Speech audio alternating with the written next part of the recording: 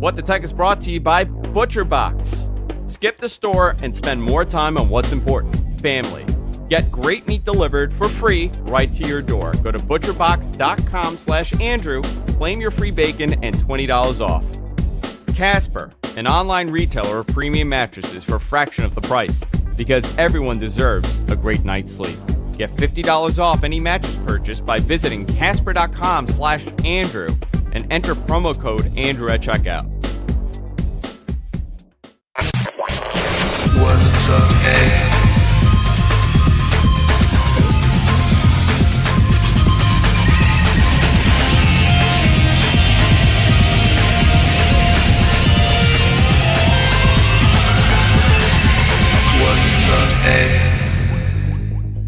Hey everybody, welcome to What the Tech. I'm Andrew Zand. Of course, I'm joined by Mr. Paul Thurrott. I've been very distracted today. It's okay. I apologize. Could we say that you are an expert on Microsoft's Andromeda? No. No, we cannot. Paul and I, There's no such thing. If you guys watch this live, you could hear the frustration in Paul's voice when I said, we're going to talk about Andromeda today as a joke. And he goes, what's there to talk about? There's nothing. And the reason why I brought it up is because I can't believe the amount of messages I get on a regular basis about this. People are... okay, so I want to... I have a hard time with this. This is, you know what this is? This is like... this is the difference between fan and fanatic, right? Like, I like Star Wars movies. Uh-huh. I read comic books. Right? I'm not going to go to a comic book convention. I'm not going to dress up like a Jedi Knight. And I just have a problem with, there's a divide between me being a fan quietly by myself and me being something that I think Fanatical. Is silly and immature. I'm a big fan of getting dressed up like cartoons and pro wrestlers. Yeah, sure, okay. Well, I mean... fine. But I just, the Andromeda stuff and there's an element to tech fanaticism that is very much like that. It's just like this thing doesn't matter so at all. I want to kind of it doesn't exist. It doesn't exist. I know. You know, but this is, and I had this argument on Twitter yesterday, and on the wrestling side of things, right? Yeah. Somebody wrote like, "Oh, WrestleMania." I know. I hate talking about wrestling on the show because it makes no sense. But this kind of goes into this. He goes, WrestleMania is gonna suck, and then because so-and-so is going to show up and this is going to happen. I go, how do you know that? How do you know? And he goes, and then Vince McMahon is going to sell the company. I go, you're just speculating. And he goes, yeah, but speculation leads to... I go, that's not news. It's not valid. Sure. It's an opinion. You're speculating on what could possibly happen due to things that you've heard. That's not necessarily what's happening. And he goes, speculation leads to news, so speculation is right. I go... Speculation is speculation. Wait, and I couldn't get it through to this guy. And this is what's happened, right? We react now on speculation. Nobody actually gives a crap about the news. I'm going to tell you, Paul, that Samsung Galaxy phone came out. They announced it finally. You know what I've seen all week? Nothing. I know. No one cares anymore. You know what I saw?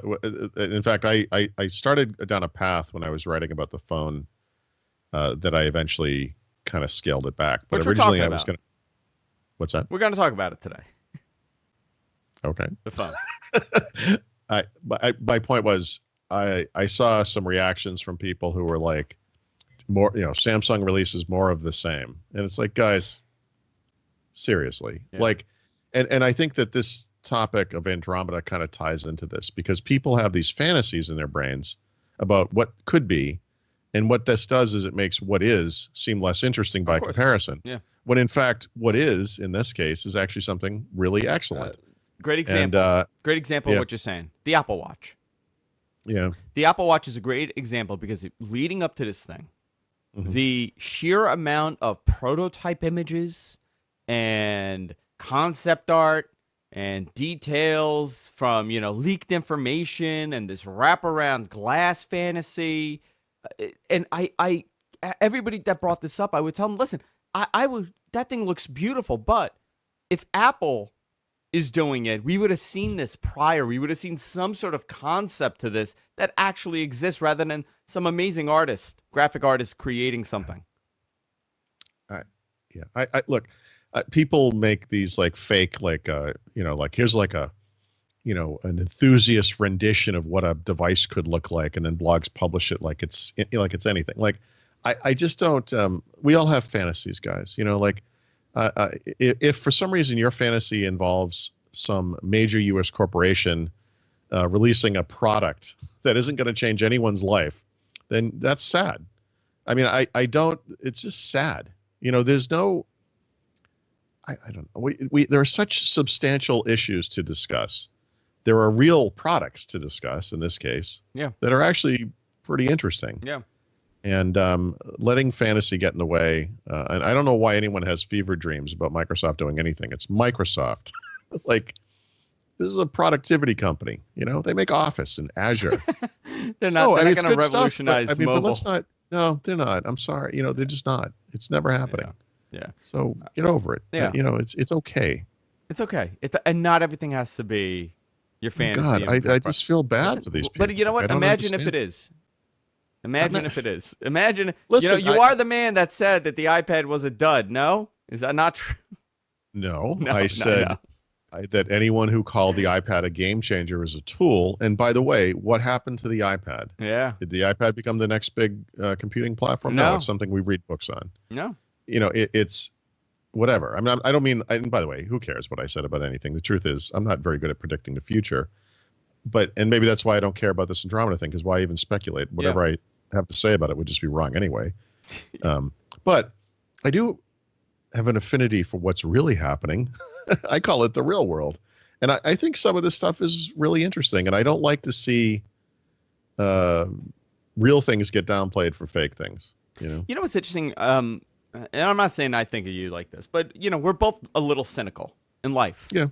Sure. We both are. But when talking about technology with you, I mean, over the last, God knows how many years. 2,000 years, yeah. 2,000 years. You're very excited about tech. And you don't look at it as a cynic going into it. You criticize and you make jokes after the fact, but going into it, and this is something I have a difficult time in journalism, when I'm reading these articles. And from the tone of the story, you already know he's going to tell you it sucks before even getting to it. Or even testing the device. I feel bad. So, we haven't sort of formally launched into this topic, but I saw a lot of that around the Galaxy S9, and it's like, the thing I did write about this phone and the thing I tried to communicate to people was that we are not giving this company enough credit for having formally launched the second major generation of what we think of as the modern smartphone, with these 18.5 by 9 displays, the curve around on the sides in this case. And they still have a substantial lead design-wise over everybody else in the industry. Absolutely.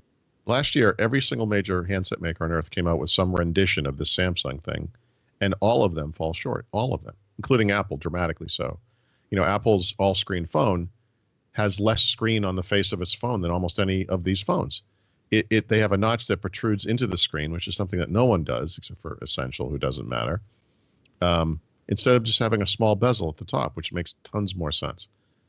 They also have big bezels on the sides. Huge. Yeah. I mean, the Google Pixel 2 XL, for all of its problems, the Huawei Mate 10 Pro, the OnePlus 5T, all have much smaller bezels than the iPhone 10. We celebrate Apple for some reason, despite the fact that this stuff falls short. So it's a year later, and you're Samsung, and how are you gonna improve on this thing that's already perfect? I mean, you can make the screen a little brighter, you can make the bezels a little smaller on the top and the bottom, I guess, but you're already innovating in a way that the rest of the industry has not caught up to. So they have to look at other things, and they've done that. So what's the number one thing driving the sales of premium smartphones these days? Camera. They already had an excellent camera. How do you make that better? You add the first ever system for mechanical and automatic aperture change on a dual camera system. It's amazing. It seems amazing. I don't have one, obviously, but I mean, which we'll go into the details. But this is a legit innovation. And it's funny. Samsung's tough because, like Apple, they copy a lot of other people's ideas, and they've certainly done that. This is richly documented in the case of the iPhone in particular. But Samsung is also a company that has a lot of firsts, dating back a long time ago, the first, mobile phone or whatever it was, the first mobile phone with a camera, they have all these milestones.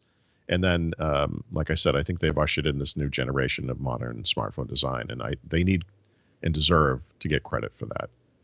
And God, I mean, cynical, whatever. I mean, um, let's get excited about stuff that's really exciting. Let's not get excited about something that's a fantasy dream that you have.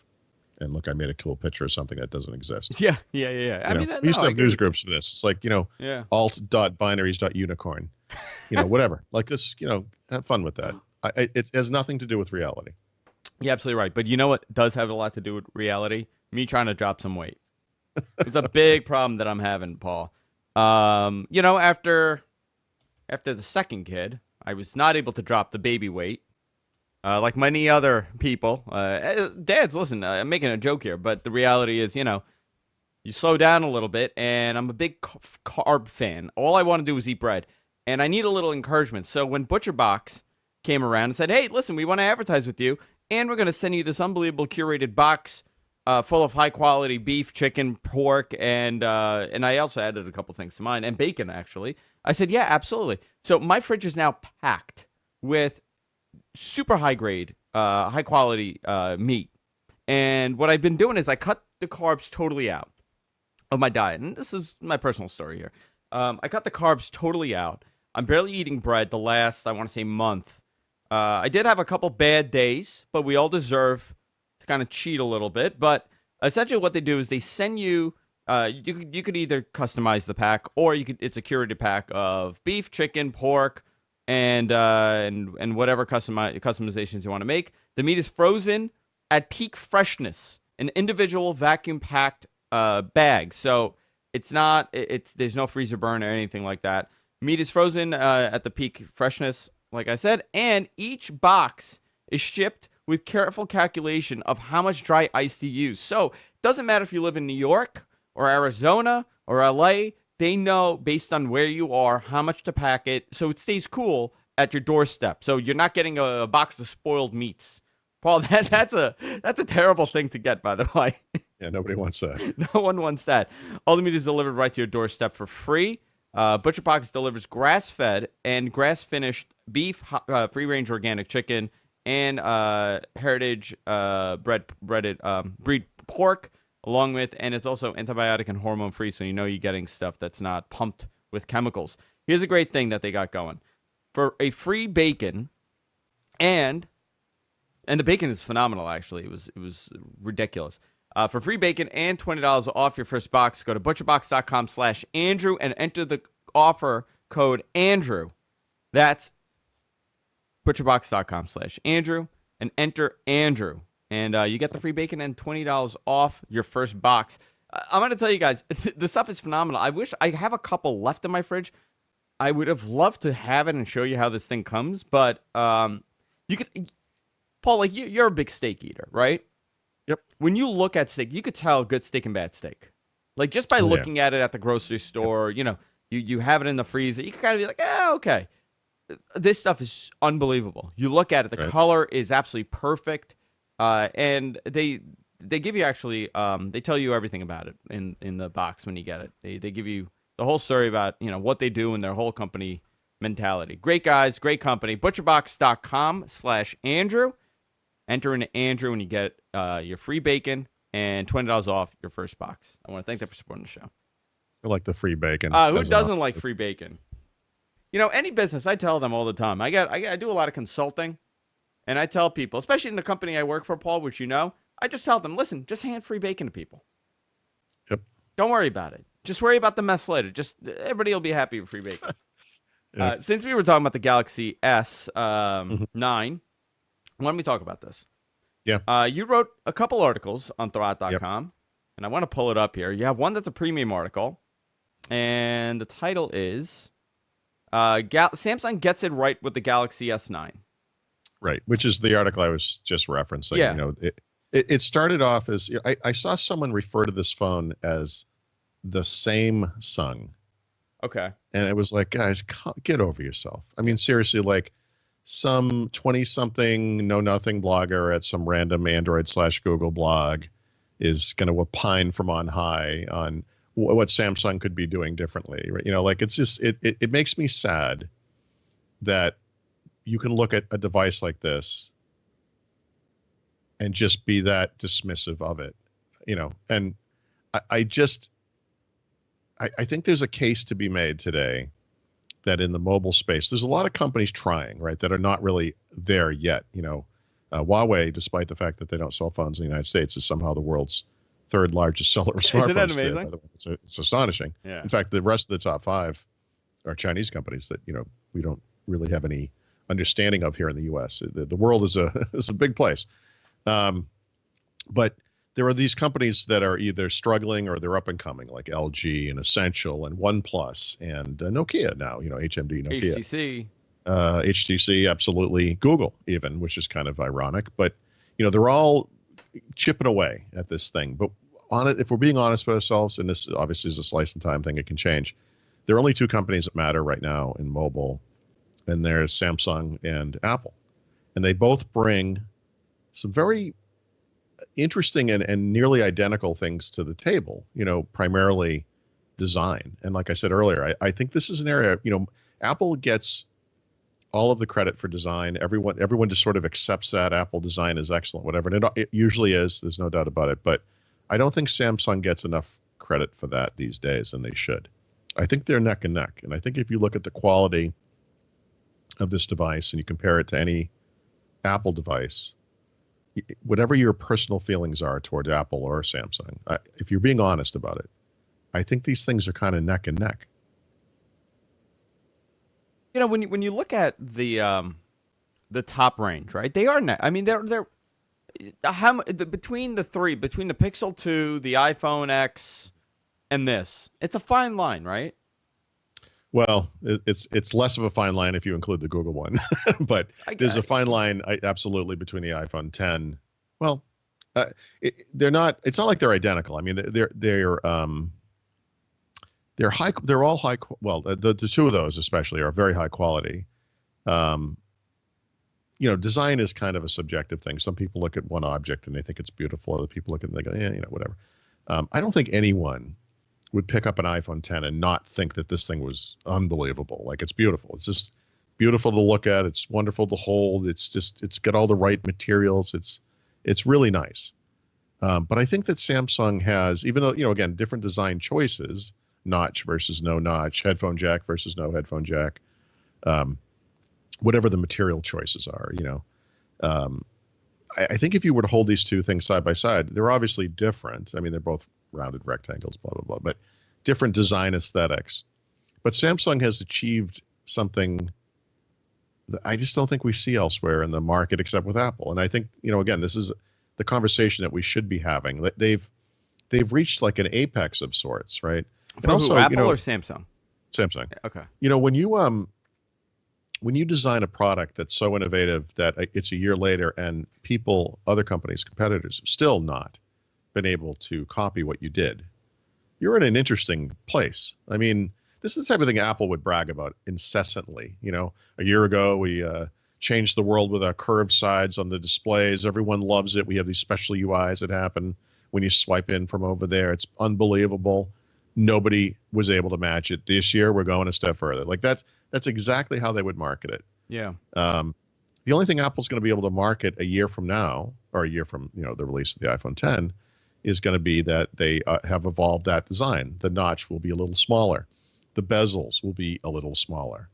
But, they've kind of painted themselves into a box when they claim that this thing is all screen, when in fact it very clearly is not.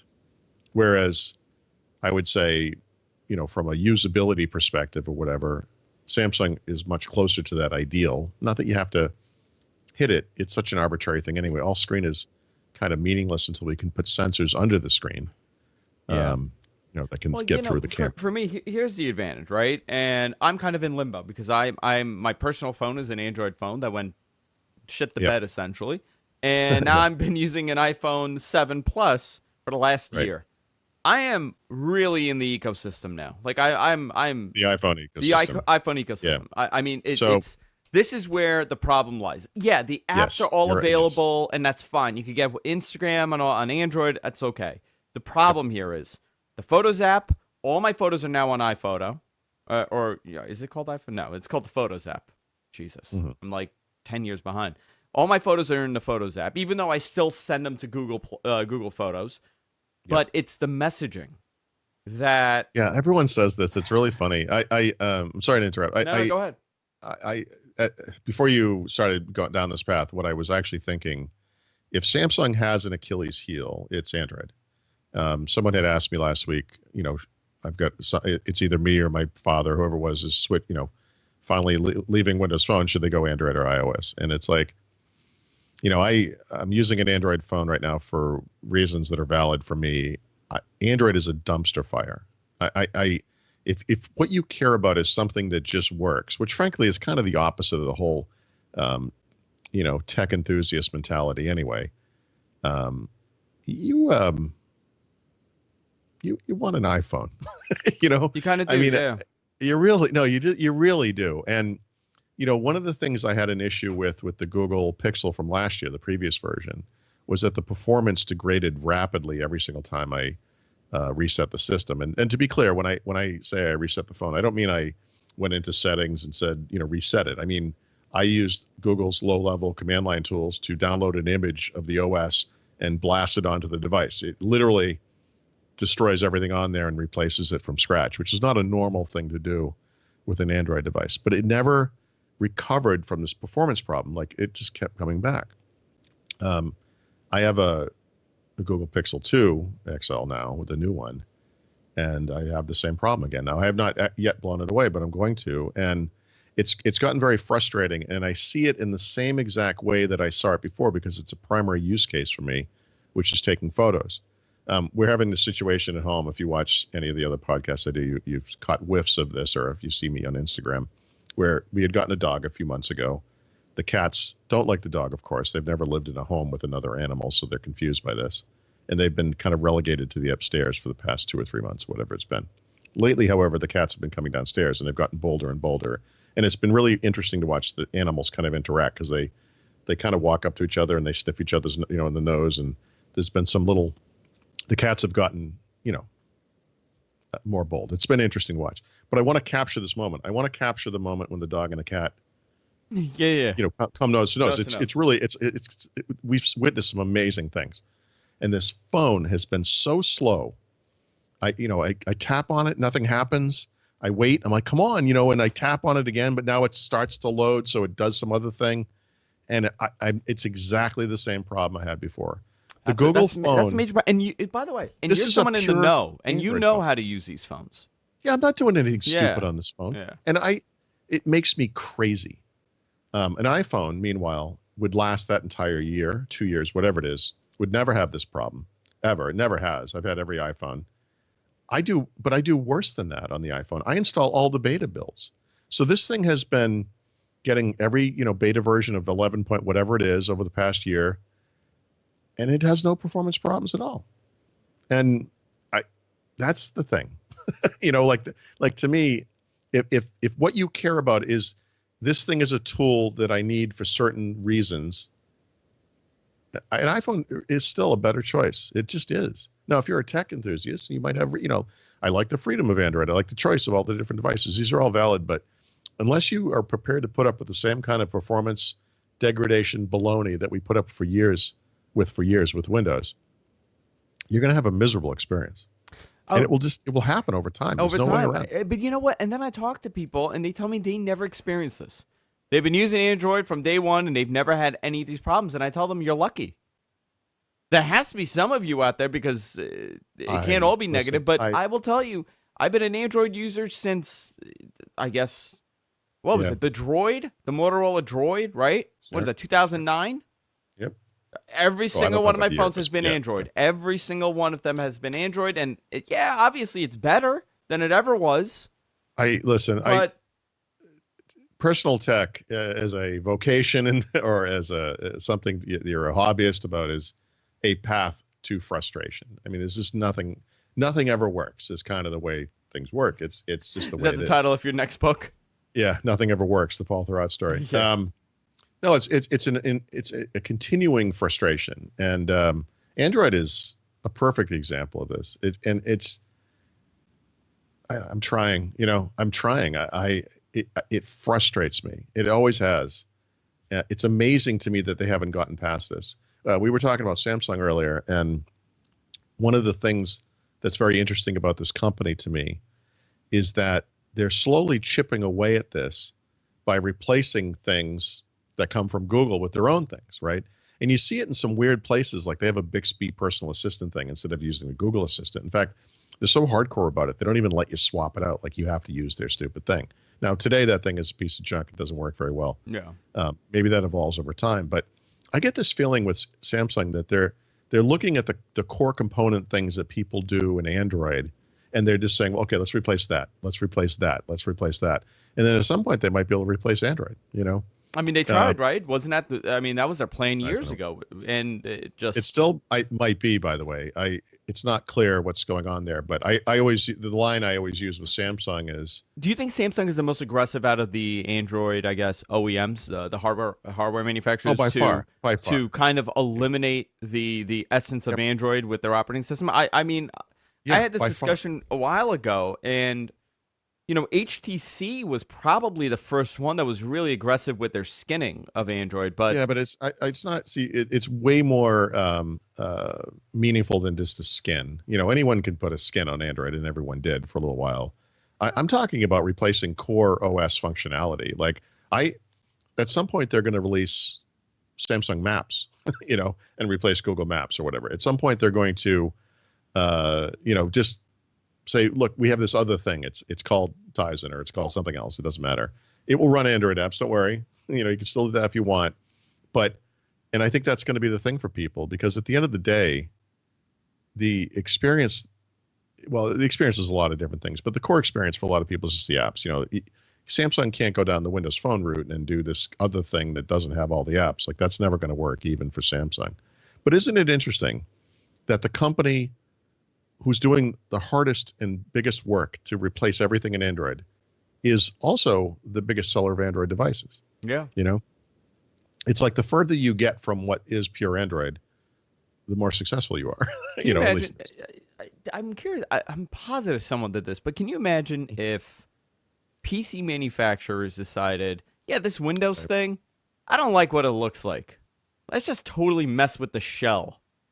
yeah. And have our own funky UI. I remember yeah. somebody did that. I mean, I'm talking like in Well- the 2000s it was going on. No, so the problem on the Windows side is that Microsoft's licensing prevents you from doing that. And Microsoft can make this excellent case for why that is so, that the consistent user experience is what drives the success of the platform, blah, blah, blah, whatever. But what you do see, even today, are little things. You can get, I don't know if they still do it right now, but the last time I reviewed a Dell computer, it came with some little Mac OS 10 style dock, that you could use instead of the taskbar. Like they do little things, back when this was still a big thing.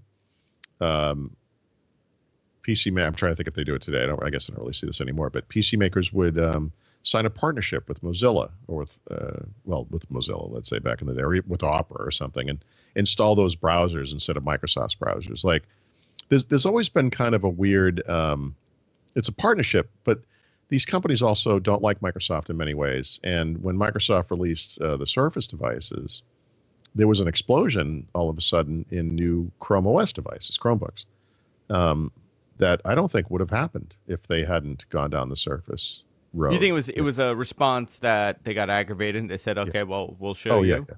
Yeah. Yes. Yep. That, you see this, it's funny. I mean, Microsoft adopted Qualcomm so that Intel would have competition. You could make the argument that Lenovo, HP, Dell, Acer, Asus, every single PC maker on earth adopted Chrome OS so that Microsoft would have some competition. You have to keep these companies honest, because otherwise you're just supporting a monopolist who doesn't have your own best interest at heart. Yeah. I'm reading here while we're doing this on the services that Samsung is offering. But the other problem on the Android side is not only do you have the company adding services to Android, but you also have the carrier adding their own services. Yeah, that's true. And this has to be confusing to someone. My Samsung came with the Verizon messaging app, the Google messaging app, the Samsung messaging app. I know, it's awful. What do Yeah, you this use is and why? what do I use? Well, So no, you're asking what me I'm what? saying in general. Well, Yeah. what do What you does use one and use? why? Yeah, Yeah. yeah, yeah. I yeah. This is the this is a long known theory about choice. Too much choice makes people not make a choice. I call it the tyranny of choice, but you can call it whatever you want to call it. Um, yeah, it's a big problem in the Android. Android is Windows, guys. It's the same problems. It's the same benefits and the same problems. The Apple is doing the same thing it's always done, and that system has the same benefits and the same problems it always had. It's the names have changed, but the world really hasn't changed. We're still dealing, um, with the same issues. The thing to look forward to maybe in some ways is, what comes next, right? In other words, I've always sort of assumed that Samsung's goal was to replace Android with something of its own making.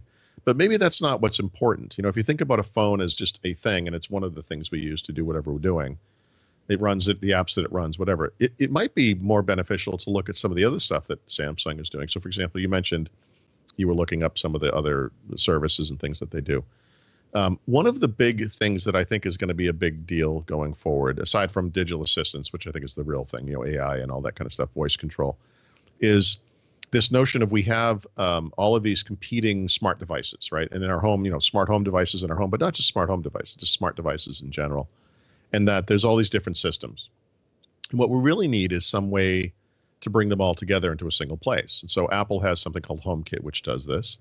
Google, to my knowledge, doesn't have this, but I guess from Google's perspective, they would say that Google Assistant is that, that through Google Home, you can have a central control over all your devices. I mean, that's fair. I mean, that's a good way to approach that problem.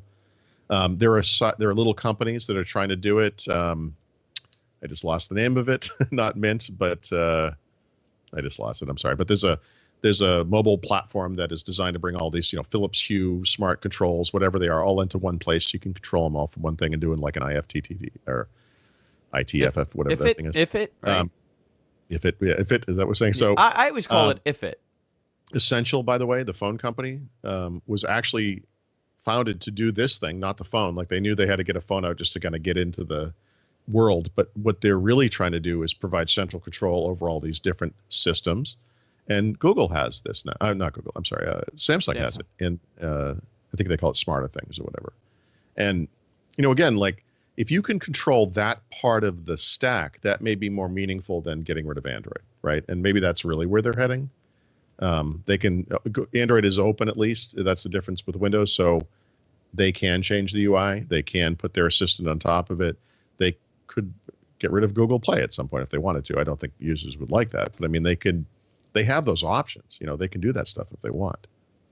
I just stick to their operating. Yeah, I mean. Yeah, maybe Yeah. I'm maybe thinking of it in too old-fashioned of a way. I mean, maybe it's not important for Samsung for them to control that part of it, as long as they can do everything they want to do on top of it. Yeah. No, I think it's an interesting conversation, but I'm very much impressed with this phone. The design is beautiful. Yep. The camera is something that's really standing out to me. Yes. The fact that it actually does, it does the aperture. Yeah. And by the way, so I think this is the big innovation here and that's. So I think that's essentially, the center. it has two modes. One is a f1.5 aperture mode, so it's way better for low light, essentially. Yeah. Right. And it opens up, to f1.5, so it allows, more light to come in. And then there's f2.4, which is more for outdoors, daylight type photos. Yeah, and the point of this is that it works automatically. It's mechanical, which is really interesting. Mechanical, yeah. Have you they're seen doing the this video? in a very small space. Yeah.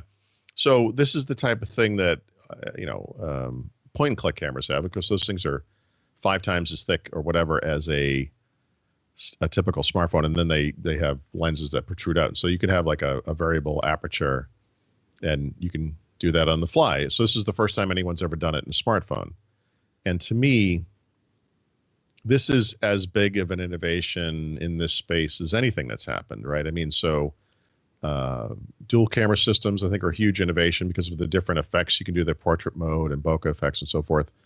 Apple introduced 2x optical zoom into the iPhone 7 Plus, but it hasn't really gone anywhere. I kind of expected we'd see 4x or something, and I'm sure we will over time, but so far nothing. And then we have this, and I think this is kind of the next big thing. We'll see how it fares in 1.0 form, but Samsung, if you look at the last, I don't know, 3 generations of their devices, has always had great cameras. If you look at the camera scores from DxOMark, whatever that company is called, the Note 8 is right there in the top. It's somewhere in the top 5. It's very close to all the other, great camera phones. Yeah, and it's supposed to be better. And this is supposed to be better. We'll see, right? We'll see. What I find interesting is that I've seen a lot of these hands-on reviews, Mhm. but I have not seen any real-world pictures taken with the camera. And I wonder if that's part of the embargo that Samsung has with them, allowing them to do these reviews, but not actually display some of the photos. I don't know. I mean, I don't know. Because that would be a major hit into all that money they spent on marketing that this is the camera is unbelievable. It's not just the aperture thing, although that's amazing. I mean, they have like a super slow motion mode, which you probably saw. Yeah, 960 frames. I think 960 frames per second, which sounds ludicrous, but they do some why would you need this day to day? And the thing is, you wouldn't kind of need it day to day, but they do some goofy examples where they just kind of plunk down a glass of water and the water kind of spills out a little bit. And when you record that at 960 frames a second, actually it looks amazing. Like you've turned something that's a non-event into something really cool. You could do something like blow bubbles at somebody or throw flowers at them or whatever. And when you see that in that really slow motion effect, it's actually pretty amazing. So Digital Trends has some examples of the camera. Okay. I mean, again, it's inside of a convention hall, so there's really not much you could do. Yeah, no, we got to wait till people get out in the world with these things. But the super slow-mo, on the other hand, my God, this looks really interesting. It's astonishing. Yeah, it's really, really good. I'm watching a guy pour, Pepsi into or Coca-Cola into a cup. Yeah, I saw a video where one guy took a bucket of water and just threw it at another guy, and I know it sounds like something. Why would we ever do this? It sounds stupid, but it is astonishing. Like it looks really neat. You could imagine waves at a beach or traffic on a street or whatever. I mean, like it's going to be some really amazing videos taken with this thing. Yeah, it's amazing. It's amazing how it's changing. But I'm excited. I'm going to order one. So it's time. I need a new phone. I need a new Android phone, obviously, because I already have an iPhone. And I'm not buying this iPhone 10 right now. I'm stuck, man. I am gonna get one because I want to review it, and Samsung has been useless to me. But you had the S8, and then you sent it back, right? Yeah. I was in a different position last year, but remember we were just getting ready to move, and it was just like the wrong thing at the wrong time. But it's funny, a year ago, $840 or whatever it was seemed like a lot of money. Now, since then, we've seen a lot of $1,000 phones come from all the big players. And the assumption, in fact, I read articles right before the announcement that Samsung is absolutely doing this. They're going to cross the $1,000 threshold with this thing, and they didn't. Yeah. They kept the price at exactly what it was a year ago. I give them credit for that too. Speculation. Yeah. It's amazing. Well, because you could write something like that, completely make it up, and it sounds perfectly reasonable. It sounds perfectly Anyone reasonable. Could There's a good chance it's real, and there's a good chance it ends up being real. Yeah, and then wrong. Yeah. I want to take a moment, guys, and talk about something that is very real, and that's Casper. Casper mattresses are designed by humans for humans. The original Casper mattress combines multiple supportive memory foams for a quality sleep surface that has just the right sink and just the right bounce. Now, I tell this every time, and there's no better live read than a true story. I've been sleeping on a Casper mattress for a number of years now, and it really changed my day-to-day living. And people say, Andrew, how is that possible? It's just a mattress. No. I have a really bad back problem. I have 4 herniated discs in my back, and it's causing sciatica. I have arthritis in my back, and I'm a total mess. And prior to this, I had bought a very, very expensive mattress from one of those big, brick and mortar mattress places. I sat, they laid in this thing. They told me, oh, you're a 5 here and a 7 here, so this is the perfect mattress for you. I slept on this thing, and it was utter misery every single night. I would have to use memory foam on top of it to make it firmer because it was way too soft for me. And there was no risk-free 100-day trial like Casper has. If you sleep on a Casper mattress and you don't like it, you have up to 100 days, because how do you decide if this is the mattress for you in 2 nights, 3 nights, a week, 2 weeks? You need some time. And Casper's so confident that you're going to love it. They give you 100 days for free, risk-free. This is actually amazing, considering we spend 1/3 of our lives on a mattress, laying on a mattress. So it's important that you truly find a mattress that works for you, and that's why Casper gives you a 100-day risk-free trial for this mattress. They're also very breathable, so it's designed to keep you cool and regulated, and regulate your body temperature throughout the night, whether it's warm or hot or cold outside. They're not just a mattress company; they also offer a wide range of products, including duvet covers, dog beds, different mattresses, foundations, pillowcases, everything. Go check them out. Go to Casper.com/Andrew. Enter the promo code Andrew at checkout, and you can save an additional $50 towards a mattress purchase. This is amazing. Casper.com/Andrew. Enter the code Andrew at checkout and save an additional $50 off a Casper mattress. I absolutely love these guys, and you should check them out. If you're in the market for a mattress, I guarantee you, go check them out. Casper.com/Andrew. Paul, I was talking about Andromeda. No. I might have to drink. Today we were concentrating on phones. Actually, on the post show, I do want to continue the discussion that we had about gaming, mobile, because people are really interested in this mobile gaming, in this gaming concept that, what I was telling you, that I installed it on this computer and I was playing Streets of Rage, and we went down memory lane with essentially retro gaming. And Okay. I'm going to build, I may or may not build a little arcade box. Yeah. For all my favorite games. I wanna do this. This is something I've been talking about doing for a while, and I kind of got the itch again to do it. So I think I'm gonna start off creating like a Raspberry Pi setup, just hooking up to my TV and loading up ROMs and seeing how that works. Okay. I may or may not do it. I have a little advice for you, which I will save for the. Yeah. You said this is a post show topic, or are we talking about this? Is a post show topic. This is a post show topic. If you want to hear the conversation, you can fund us by going to patreon.com/whatthetech. You can fund the show as little as $1 per week, and you get access to this bonus shows now that we're back on Tuesdays, and Paul has all the time in the world for me. I'm back in his life. This is wonderful. The other thing, if you're watching live, stay tuned. You can watch and listen to the show absolutely for free if you're watching this live. Paul, right now, I'm going to do a couple mailbag questions that I've had people send me. People want to know, in your opinion, what is the best Ultrabook on the market? What would you recommend? High end device. I mean, there are the kind of perennial favorites. The ThinkPad X1 anything. The Carbon is the Ultrabook is probably, if my price was no object kind of thing, I would probably get that. That would be the number one. But there were a bunch of others that are right up there. The HP Spectre X360 was revved recently, is amazing. I like the Surface laptop, and it makes no sense on a number of levels. But again, kind of looking past enthusiast versus just you're actually using it. I mean, it's only this one USB port. Yes, it's only USB 3. Yes, it's previous gen processor, quad, it's not quad core, et cetera, et cetera. But I love it. I mean, I use the thing almost every single day. I use the thing actually literally every single day.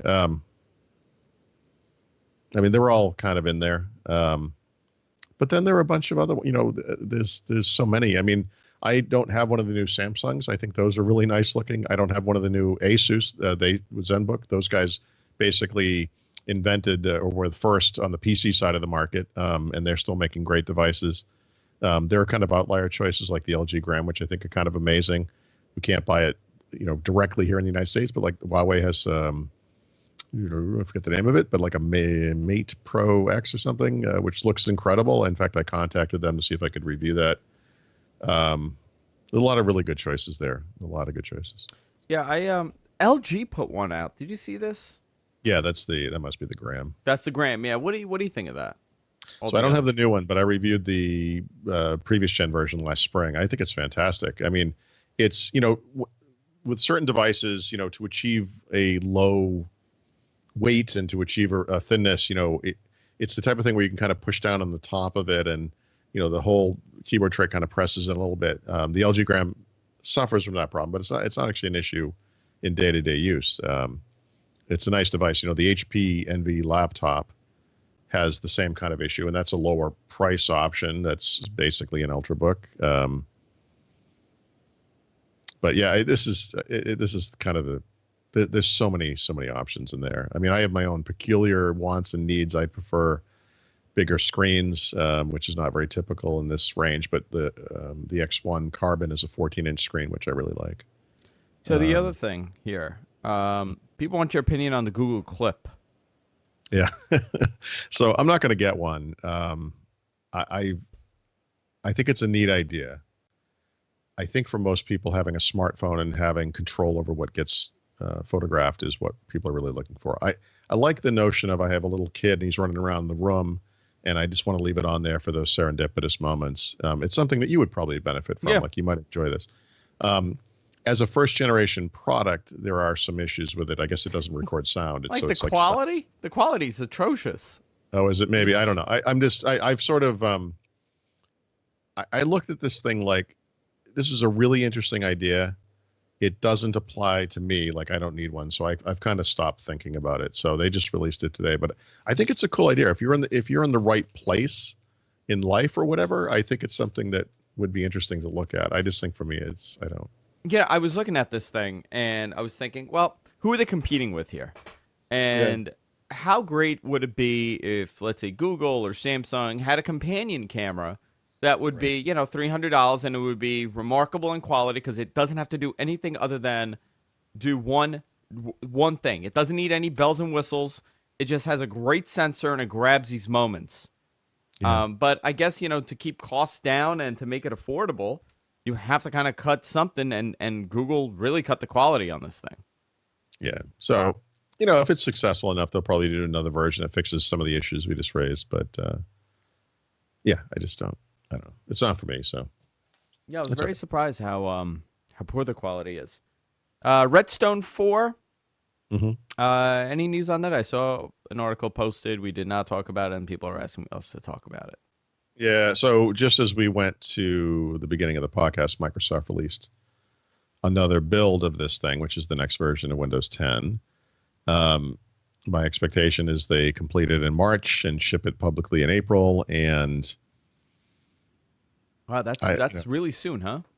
Yeah, I mean, well, it's the schedule we're on now, and so when you kind of look over, like, well, what's going on in this release? I mean, the big stuff, unfortunately, Windows is in a tough spot because I think it's such a legacy code base, and we're all very used to doing things a certain way. And they've added a bunch of new features and apps and things over the years that are of not much interest to a lot of people because it's just stuff, and so there's less of that kind of thing in this release, and there are some actual nice, productivity enhancements, but the issue is going to be whether or not anyone ever uses them. So yeah. The big one is Timeline, which is basically just a task manager that works not just with the apps you're running today, but the apps that you were running previously or the apps that you're running on other devices. It's a way to bring up kind of workspaces from the past, and it requires developer buy-in. It's going to be a slow road, and I like that they're thinking this way. I like that they're working on that stuff. I'm not sure that it really matters all that much to anyone. Yeah, I don't know either. Redstone 5. Also, let's move up the numbers. That got released. Yeah, so beta. Obviously it's the next one, so that would be coming out in September, October. We don't really know anything specific about it other than that there are some features that they've announced for Windows 10 that haven't shipped yet, right? So the cloud-based clipboard, what was the big one? Sets, which is a way to organize applications, is not making RS4, so presumably be in RS5. So, I mean, the big milestone for RS5 is going to be Build, which is happening in May in Seattle. And the expectation is that is where Microsoft will announce what we can expect. Major features. From that release, yeah. So we just don't know really what it's anything going to about be, yeah. Again, speculate. Everything is speculation. at this Let's point. speculate. Let's speculate. Guys, that's it for this week. If you're watching live, stay tuned. Join us for our post show. If you're listening to the podcast, go to patreon.com/whatthetech. You can fund us and get access to all the bonus shows that we do each and every week. It's for as little as $1 a week, guys. And it keeps us going, and it funds us, and it keeps the show alive. So go there and do that. For all things Paul, go to Thurrott.com. Paul also has a premium portion of the site. I can't talk today. I don't know what's going on. I'm losing my mind, Paul. He has a premium part of his site where you can pay as little as, I think, what is it, $64 a year or $7 a month? Well, so we have various sales, and right now it's not much. Yeah, if you haven't subscribed yet, I would wait a little while. Like I will say, there's a sale coming up. Okay. You get the full access to Thurrott.com. You get First Ring Daily. You got the premium forums, Thurrott daily newsletters, premium comments, and enhanced user experience, and possibly a whole lot more. Actually, you guys come to Thurrott family barbecues. The Thurrott family barbecue. Yeah, it's the full meal deal. Yeah, concerts. Yep. Yeah, Paul on acoustic, Brad on acoustic. Karaoke night at the Thurrott Manor. All this and more. 2 for Tuesdays. You sign up, get a bucket. Ladies you get a bucket of Emmaus. You get ladies' night on Thursdays. All this extra is on Thurrott.com. Guys, that's it for this week. We'll see y'all later.